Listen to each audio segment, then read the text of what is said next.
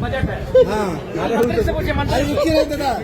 आज 5 तारीख को दादा आदिवासी समूह चक्का जाम का ऐलान किया है, क्या कहेंगे इस पर?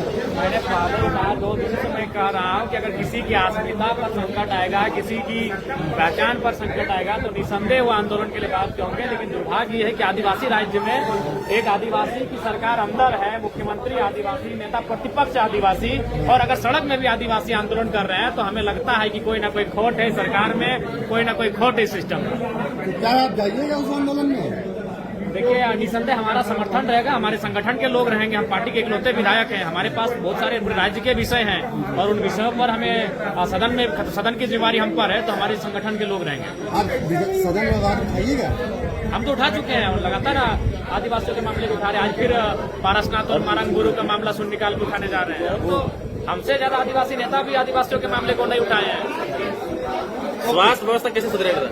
क्या बोल रहे हैं? स्वास्थ्य व्यवस्था बजट अंदर पारित होगा, उसके बाद ही ना हम कुछ क्या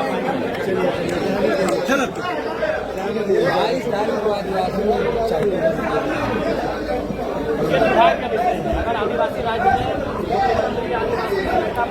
में आदिवासी और सड़क पे आदिवासी, तो कहीं ना कहीं सरकार के व्यवहार में खोट है, इस सिस्टम में खोट है और ये दुर्भाग्यजनक है, अफसोसजनक है।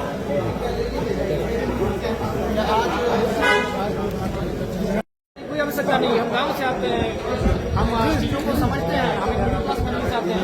तो क्या प्रॉब्लम है स्वास्थ्य में, क्या प्रॉब्लम है गृह विभाग में, क्या प्रॉब्लम है खाद्य आपूर्ति में, तो हम लोग चीजों को खुद समझते हैं। इसलिए हमें तैयारी कर सकता नहीं, जो चीजों को हम देखे हैं, समझे हैं, सदन में उसको सुझाएंगे।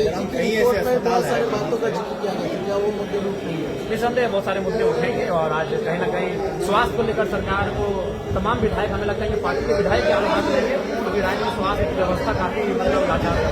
तो मंत्री जी का काम आपको मार्क है, स्वास्थ्य मंत्री का काम आपको मार्क है काम?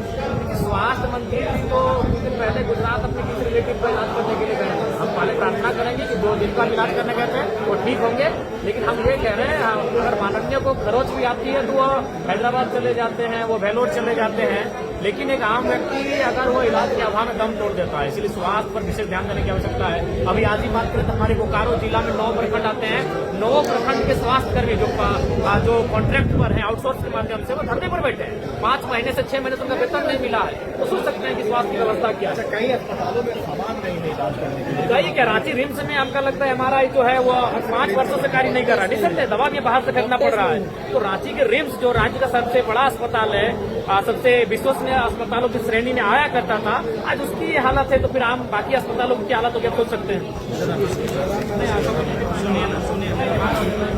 मानिएगा, हम लोग का राज्य का दुर्गति में, खासकर इस राज्य के हमारे लोगों का दुर्गति में शराब बहुत बड़ा कारण है। हम लोग शराब पीते गए, बाहर के लोग आते गए, हम लोग का जमीन बारी कब्जा करते गए। इसलिए शराब को छोड़िए, जब जितना जल्दी शराब से नाता तोड़िएगा, झारखंड बहुत सुंदर हो जाएगा।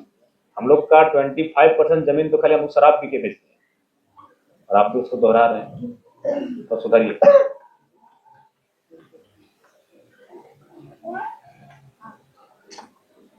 हम लोग जब तक सोनू भाई को इंसाफ नहीं मिलेगा, इस आवाज पर वो सदन बुलंद करेगा। सरकार भैया नहीं छोड़ उसमें लिखना है, छोड़ दो उसको। पेपर पे लिखा हुआ है तो आपको एक कॉपी दे देंगे। हाँ, एक कॉपी हमको दे दीजिएगा। हाँ, बस हम लोग को न्याय चाहिए। आप हमेशा हम लोग के साथ रहिए, हम लोग का अगुवाई कीजिए और खटाल को कोई भी कीमत में आप खाली कीजिए। कहे कि जिसका जमीन है वो लोग भी अपना बोले कि पेपर रसीद खतियान हम लोग को दे के गई है और बोली कि हम लोग का जमीन में वो लोग बसा है बोल के, जब जबरन ये आवश्यक अतिक्रमण से झारखंड को बचाना बहुत जरूरी है। हाँ, तो पहले आक्रमण होता था, अब अतिक्रमण होता है। लोग आक्रमण से राज्य में कब्जा करते थे, अब अतिक्रमण से हमारे राज्य में कब्जा हो रहा है। आक्रमण का रूप बदल के अभी अतिक्रमण हो गया।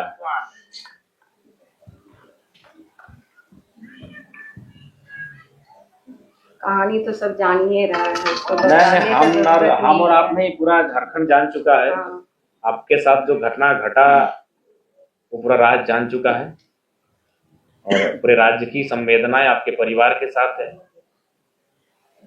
और हम लोग अपनी क्षमता के अनुसार आपके साथ खड़े हैं। बस आपसे अनुरोध होगा कि इतना बड़ा परिवार है, आपके 2 बच्चे हैं, इनको अब पिता बन के भी आपको ही संभालना है। माँ तो आप हैं ही, माँ होती है आंगन के लिए, माँ होती है घर के लिए, माँ होती है गृहस्थ के लिए। अब आपको बाहर भी इनको थोड़ा सा देखना होगा, इसलिए आपको माता और पिता दोनों का रोल निभाना होगा। हम ही जो आपके बीच हैं, हमारी माँ, हमारे पिताजी का झारखंड आंदोलन के टाइम देहांत हुआ था, सब पे लाठी लगा था, वही बीमारी के कारण बना। हमारी माँ 28 साल की थी, आपके बेटे तो बड़ा है, उनको लगता है नहीं तो 15-16 साल से ज़्यादा ही होंगे। कितना हो रहा है? 22 साल हो गया। हमारी उम्र मात्र 2 साल थी जब हमारे पिताजी का डेथ हुआ था। हमारी उम्र मात्र 2 साल थी और हमारा जो छोटा भाई है वो 5 महीना या 4 महीना पेटे में था। तो सोचिए, वहां से हमारी माँ ने हमको परवरिश किया और आज हमको इस राज्य के सर्वोच्च सदन का मेंबर के रूप में हम आपके यहाँ पे जाए। इसलिए आपसे हमारा एक छोटा भाई होने के नाते आपसे हमारा अनुरोध होगा, बहन है आप हमारी, कि जो दुख आपको मिला है उस दुख को आप सहन करते हुए अपने बच्चों की परवरिश को ठीक से आगे बढ़ाइए। बाकी हम लोग एक भाई के रूप में आपके साथ रहेंगे और जितना जल्दी हो सके आप अपने आप को संभाल लीजिए, अपनी मानसिक स्थिति को। अगर आपकी मानसिक और शारीरिक स्थिति में अगर दुविधा होगी तो फिर आपको इस परिवार को संभालने में असुविधा होगी। इसलिए हम यही आपसे अनुरोध करते हैं। बाकी आप लोग के जो दीदी लोग हैं थोड़ा सा इनको भी सांत्वना दीजिए, इनके साथ कुछ दिन रहिए जब तक इनको थोड़ा सा इस गम से थोड़ा सा बाहर ना आए।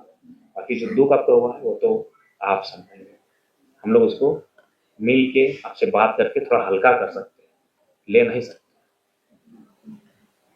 हल्का कर सकते हैं और हम लोग करेंगे। बाकी न्याय कैसे मिले, न्याय के लिए क्या करना है, उसके लिए हम लोग डटे रहेंगे। ठीक है दीदी, आप लोग बाकी बात करते हैं हम लोग।